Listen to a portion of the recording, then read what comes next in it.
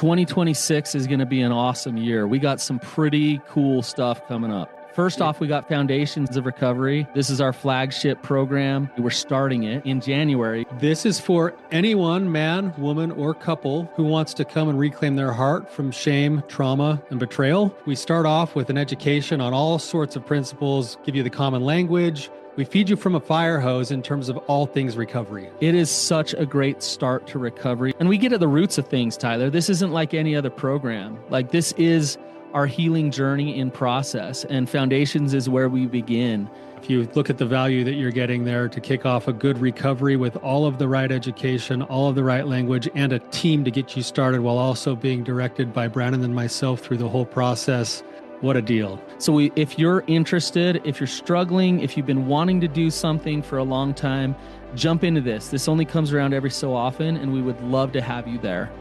Click the link in the description to sign up for it. And to make it even sweeter, we're also including a raffle for a free pass to the Radiant Dawn retreat. Anyone who signs up for Foundations will be added to the raffle for that free Radiant Dawn pass. If you're a man and you sign up for Foundations, your name still gets entered, and you can give that pass away if you win it to any woman that you want to. So what you're saying, Tyler, is if you sign up and participate in Foundations, you could possibly go to Radiant Dawn for free? That's exactly what I'm saying, which is crazy because Foundations by itself is already an insane value. Man, I sound so salesy. But it actually is awesome. So come to Foundations. And even if you don't come to Foundations, sign up for Radiant Dawn. It's beyond therapy, the best healing experiences that you can have. Click the link below and come join us. Where does sexual shame come from? Welcome to the Therapy Brothers podcast. I'm Brannon. I'm Tyler. We're brothers. We're therapists. And we know recovery. Bring your stories, your questions, your successes with real recovery.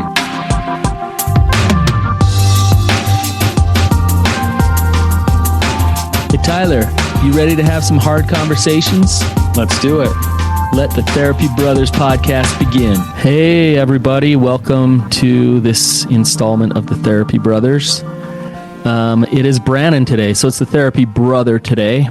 Tyler is off. I think he's driving home from Denver, visiting his grandbaby. So he's back and forth to Denver quite a bit. It's an exciting time for him. He has a lot going on with his family and his kids. They're all doing really good stuff. He's raised an amazing family, and it's just fun to watch him grow up and start to do good things, and it definitely makes me feel old. I want to give a shout out to my daughter, Sandy. She's in the school play this week. They're doing Newsies, and she's crutchy, and so she has to hobble around the stage on one leg for like 2 hours, and she just does. I just can't put into words like how proud I am watching her, and all my kids. Just they're amazing. It's just so much fun, and so I'm going to the play tonight. Newsies is the best.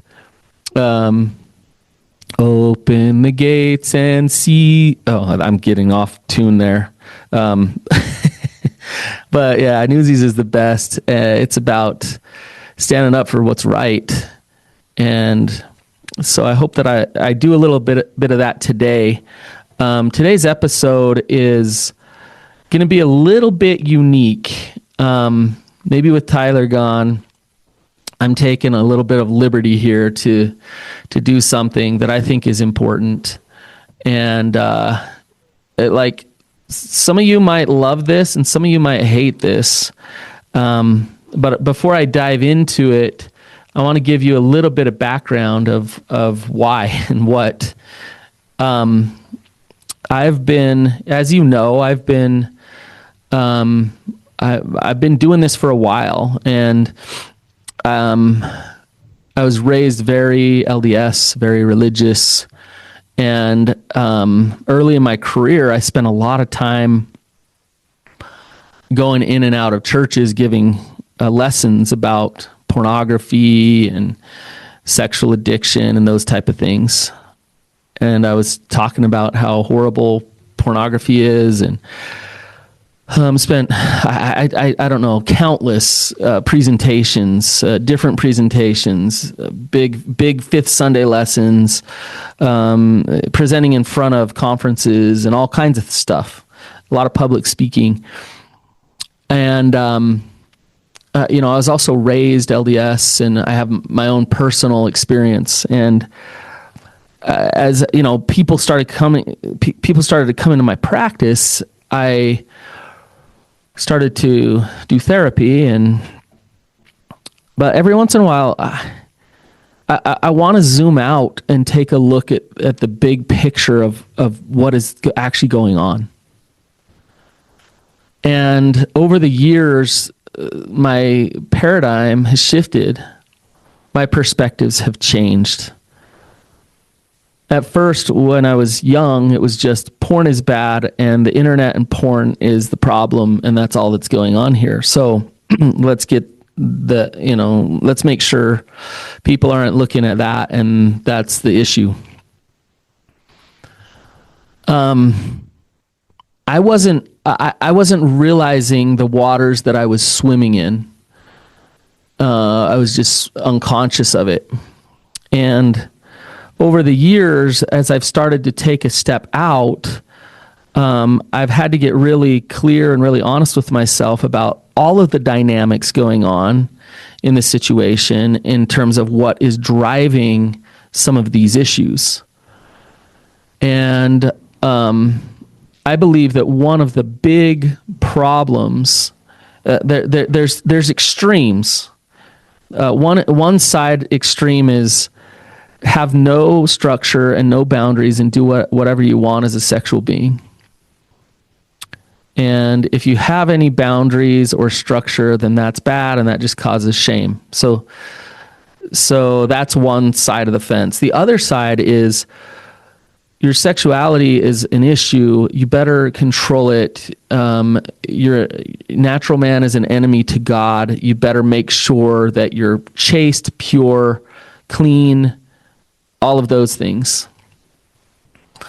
And those are the two sides of the fence. So as I was doing this work for so long, a lot of the business that came in for therapy, a lot of the betrayal that was happening in relationships, those type of things were people who were very rigid in their thinking and in their belief systems, and very shameful about sexuality.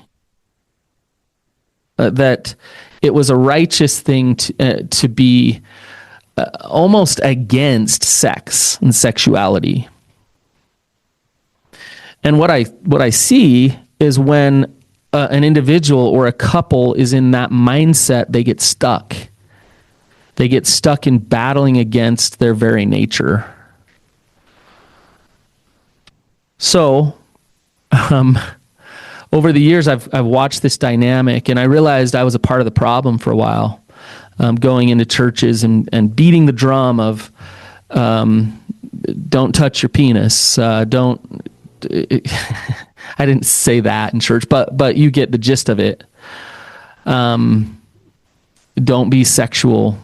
Sex is only between you and your spouse, and that's all sexuality is. And the fact of the matter is sexuality is more than that. You can be faithful, you can have fidelity in a marriage, but sexuality is more than just having sex with a spouse. So anyways, as I've watched things progress, a reality is, and here's a reality, sexual self-acceptance, not self-rejection, self-acceptance is a very important part of recovery. So it sounds backwards. When I accept who I am, what my nature is, and I stop fighting against that, that's recovery. And the fear is well, if I do that, then I'm just going to go crazy. And the facts is if you do that, then you'll have more power to choose who you are and what you do as a sexual being. If you fight it, if you resist it, if you reject it, if you use shame to try to control it, you will have less power and it will own you. So I actually have written a book over the years, just one chapter at a time. I haven't released it. You guys listening, you get the first just the first little tidbit here of my book. This is chapter 1. I need to figure out how to publish it. I fully wrote it, the whole thing. And the name of the book, I guess I'll let the cat out of the bag. I don't have a release date, nothing. I just feel like I need to share the first part of this book with you guys. But the name of the book is Jesus Has a Penis. I know. I know. For some of you, that's blasphemy. But that's just the very point. That why? Why is that blasphemy? The very point is that Jesus was a sexual being. And it's Christ-like to be sexual. I don't know if anybody has ever said those words together, and I just said them. It's Christ-like to be sexual. And it's important to understand this because it undoes a lot of the programming that creates the shame that drives the attachment issues and the addictions. When you realize that if you're striving to be like Jesus and you can be a sexual being, that actually fits within that, then you can let go of so much. Jesus did have a penis. Jesus is sexual. So, some of the stuff I say in here, it could be like hard for some people to hear. I just want to warn you. And you may disagree with me, and I love when people disagree with me. That's great. I'd love to have you on the show if you really disagree with me, and I love to have discussions about it, talks about it, and understand more about it.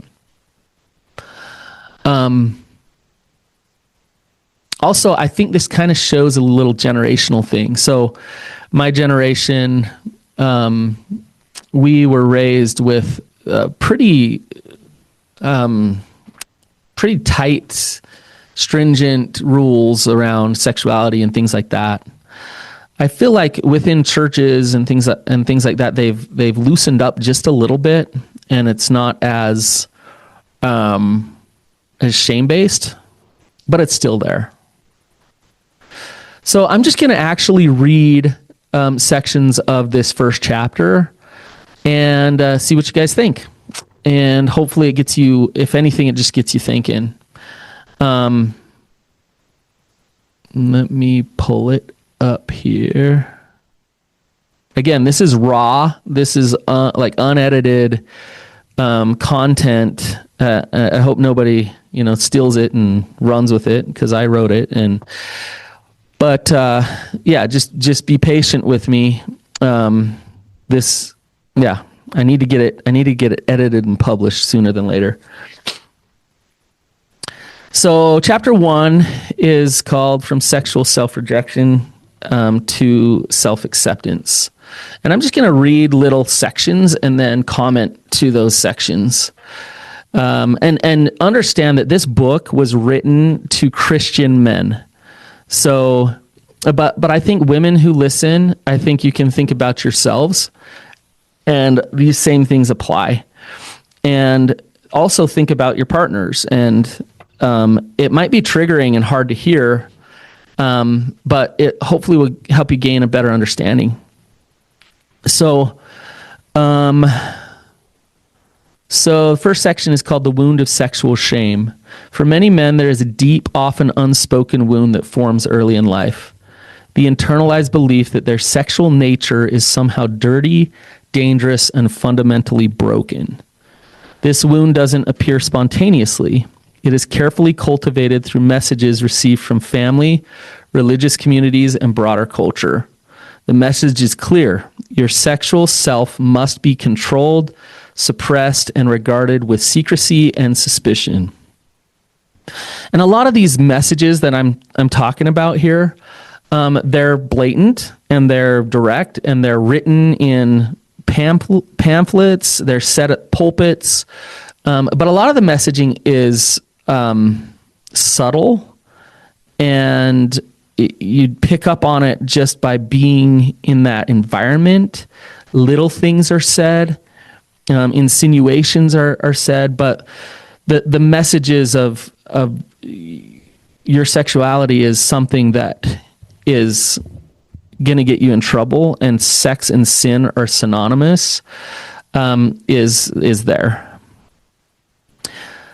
The psychological toll of this teaching cannot be overstated. Imagine growing up believing that a core aspect of your being, an energy that flows through your body as natural as blood, is essentially corrupt. That the very impulses that draw you toward connection, pleasure, and even procreation are evidence of your fallen nature. This isn't merely an intellectual proposition. It becomes a visceral rejection of self that lives in the body and psyche. Little side note, I think this is the gospel according to Brannon. I think that Satan, or the adversary, attacks sexuality extra hard, extra because it's such a beautiful, amazing, God-given thing. So it's so automatic that it's just bad, dirty, wrong, not okay. And the adversary has done a great job at connecting sex and shame. Men who have been socialized into this force and control model of sexuality frequently report persistent shame that doesn't dissipate, even with good behavior. So even when they're sober for long enough, or just trying to be good enough, they can never actually get there. They report a divided self, the good spiritual man versus the bad sexual man. Anxiety around sexual thoughts and feelings, difficulty with emotional intimacy, a pattern of repression followed by acting out. Well, we see that again and again. I've seen it for years, where I'll white knuckle, then release. I can't take it anymore. And the acting out comes, followed by deep shame. Spiritual disconnection despite religious devotion. So these men that feel really disconnected from God, but never miss going to church on Sunday. They spend hours and hours at spiritual practices, but feel spiritually disconnected because they're in that shame. So I've heard the story 1,000 times. Guys finding porn under their friend's dad's bed or their buddy's phone or wherever it may be, viewing it and liking it. They keep it to themselves. They hide it, but keep going back to it. Masturbation quickly becomes part of the equation. Through adolescence, they start creating habits of secrecy and recommitment to stopping the sinful behavior. Some divulge to parents or church leaders, vowing to stop. Some get caught. Some never do get caught. And the shameful, sinful behaviors continue on into adulthood, trying harder to be clean and failing over and over again. I've heard it. I don't know how many times I've heard it. So I give this is a quote from a guy. Mark, a 42-year-old man, described it this way. I spent 30 years trying to pray away my sexuality. I'd confess, repent, recommit to purity, and inevitably fall again. Each cycle left me feeling more broken and unlovable. The worst part wasn't even the guilt. It was feeling like I could never be whole, like there would always be this war inside me. Think of that. Like there's never Because if you're trying to rid yourself of sexuality, there's never an actual, and I put in quotes, purity that's going to happen. You're fighting against your very nature. This inner war creates casualties. Men become alienated from their bodies, disconnected from partners, and sometimes develop compulsive sexual behaviors precisely because they've never learned to integrate their sexuality in a healthy way. The very approach meant to create sexual purity often generates the opposite, sexual dysfunction and shame. If there's anything that I want people to get from my book here, it's that. And this takes a more mature understanding of recovery and of what we're actually trying to do here. If you want to step into your power as a human being, then you accept everything. You accept all that is, including your sexuality. When you step into your power, you have more power to choose the consequences that you want in your life and what you want to create. The way that you do that is not by self-rejecting.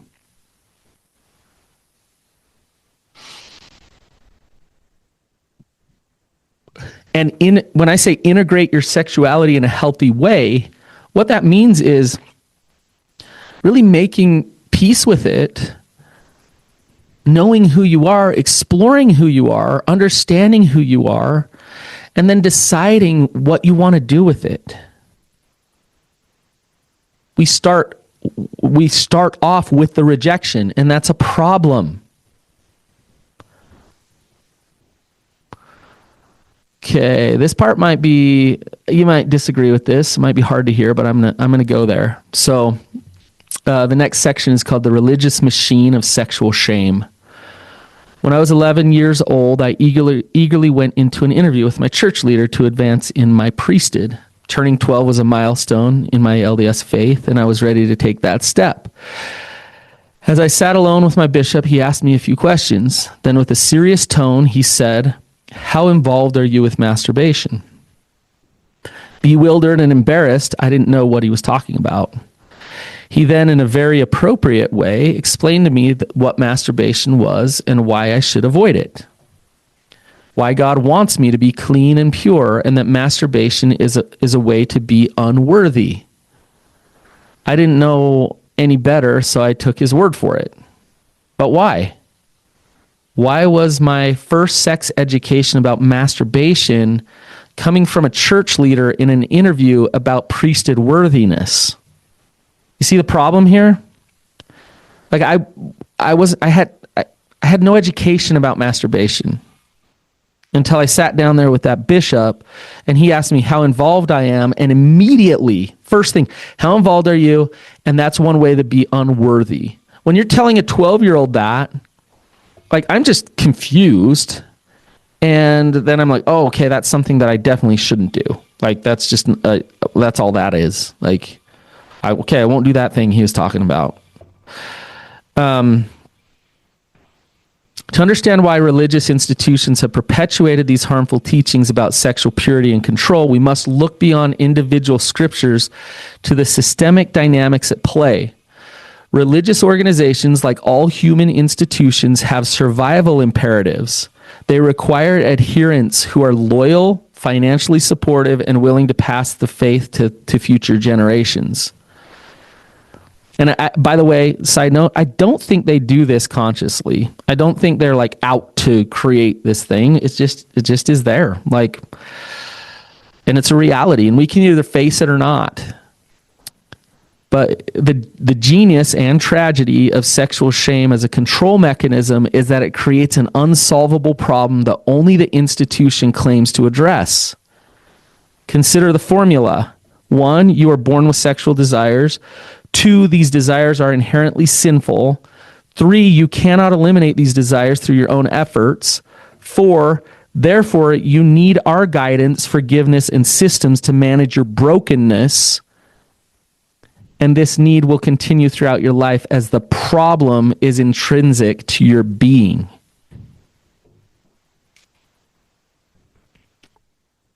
because of my sexual sin and my problems with sexuality, I need the church in order to become worthy and repent. I have to confess. I have to, use the church to try harder to be better. And in a roundabout way, that actually sets the church up to have loyal followers who are wallowing in their shame, but needing the church. This formula creates lifelong dependence. A man caught in this system can never graduate to spiritual maturity and autonomy because his very nature is deemed the problem. He remains in a childlike relationship with religious authorities who position themselves as necessary intermediaries between his sinful self and divine acceptance. The financial and social power this arrangement confers on religious institutions is immense. Men who feel fundamentally flawed are more likely to donate money, submit to authority, pass these same beliefs to their children, and invest in books, programs, and accountability systems to manage their sexuality. Oh, and the last one, remain dependent on community approval to feel worthy.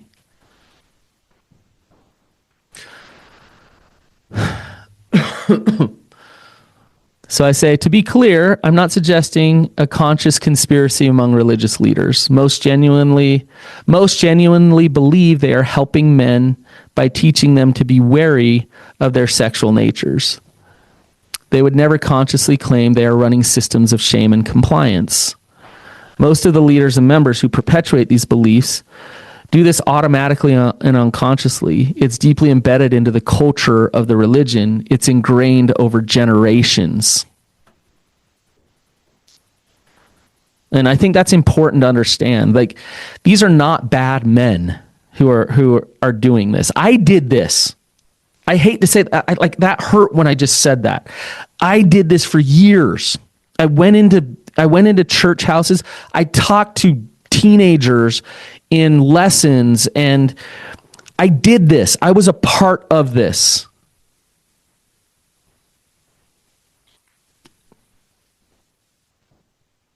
And I didn't realize that what I was doing. I had no clue that I was a part of this whole system. I thought I was helping and I was harming.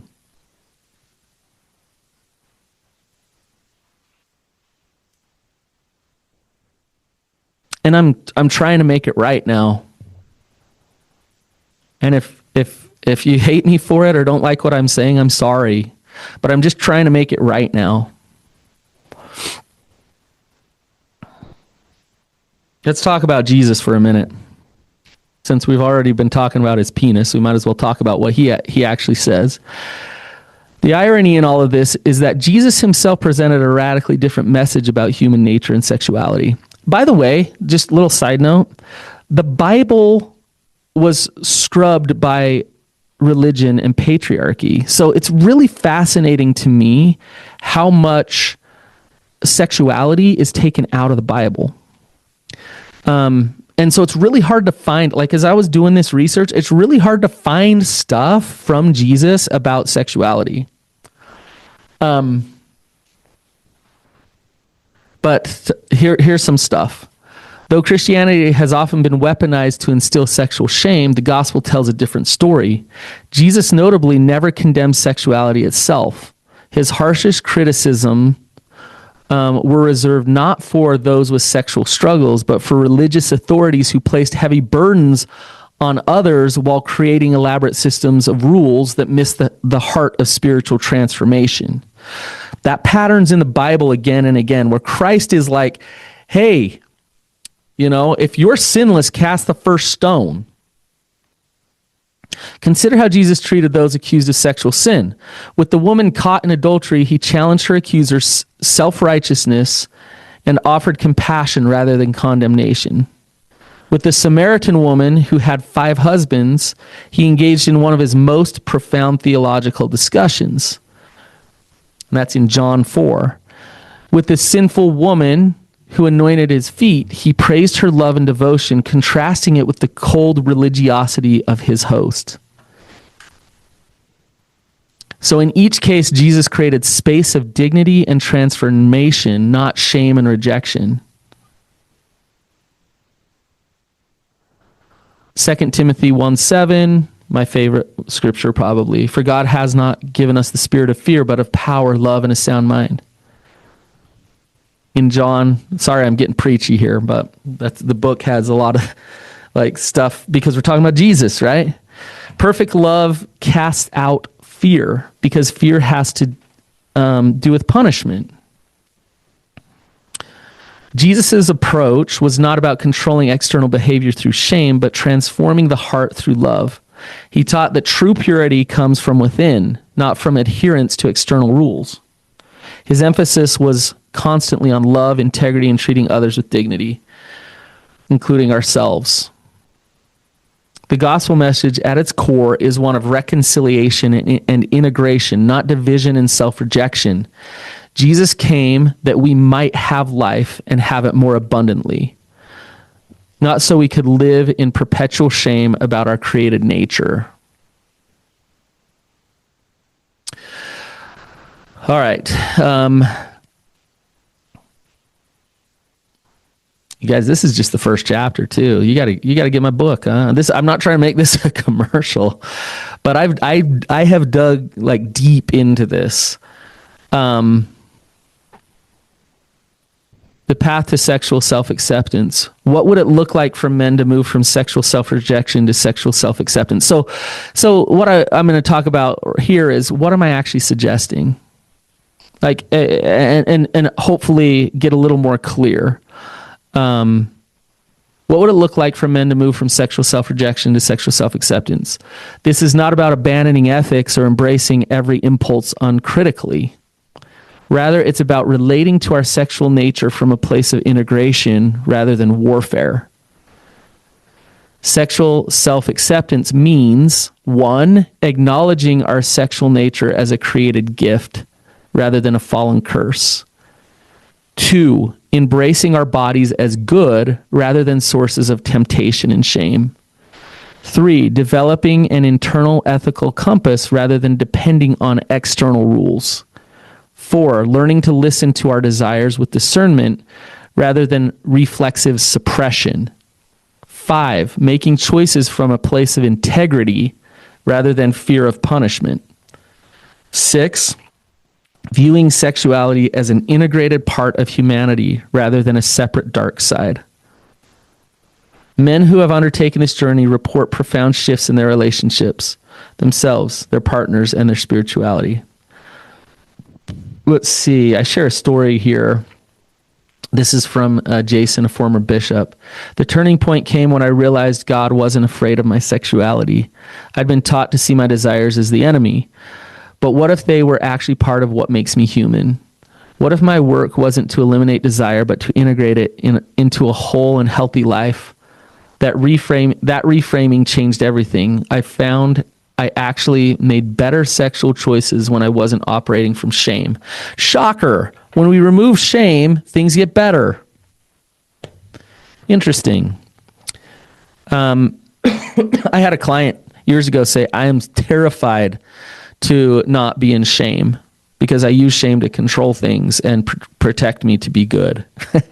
So you use rejecting yourself to be good? Anyways. Paradoxically, sexual self-acceptance often leads to greater sexual self-control, not the white-knuckle control of suppression, but the integrated control that comes from making choices aligned with our deepest values. I've said this several times now. When we're not at war with ourselves, we can channel our sexual energies in ways that bring life rather than destruction.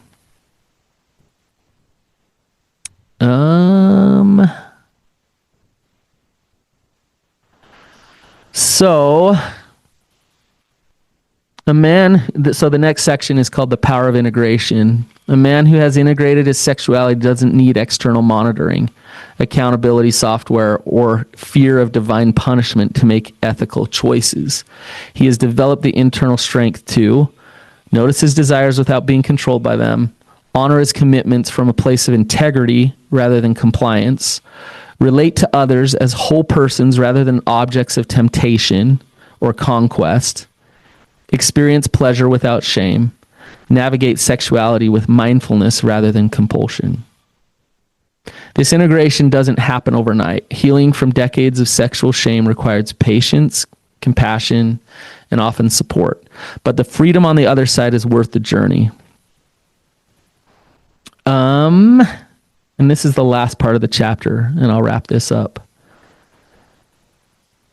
A new gospel of male sexuality.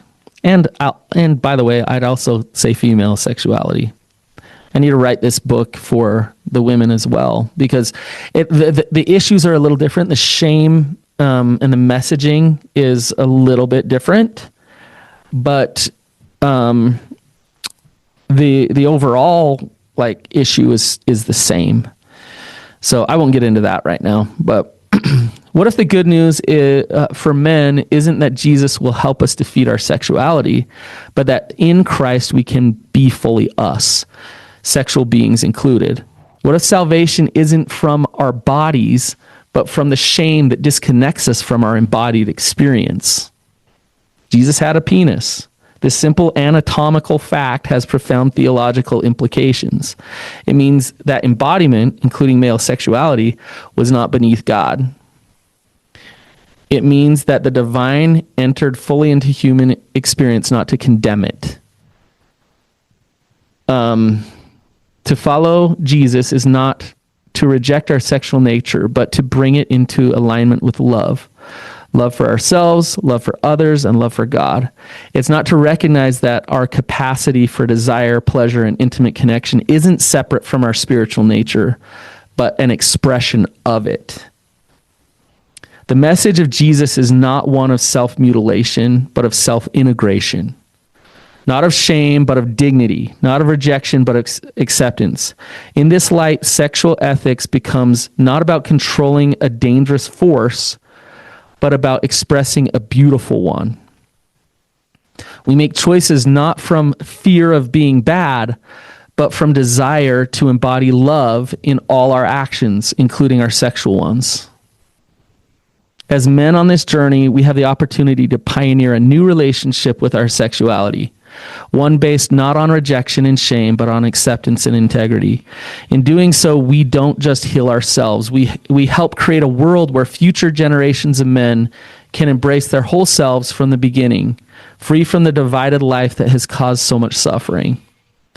This is the true scandal of grace, not that we are given license for destructive behavior, but that we are loved and accepted in our entirety, sexual beings included.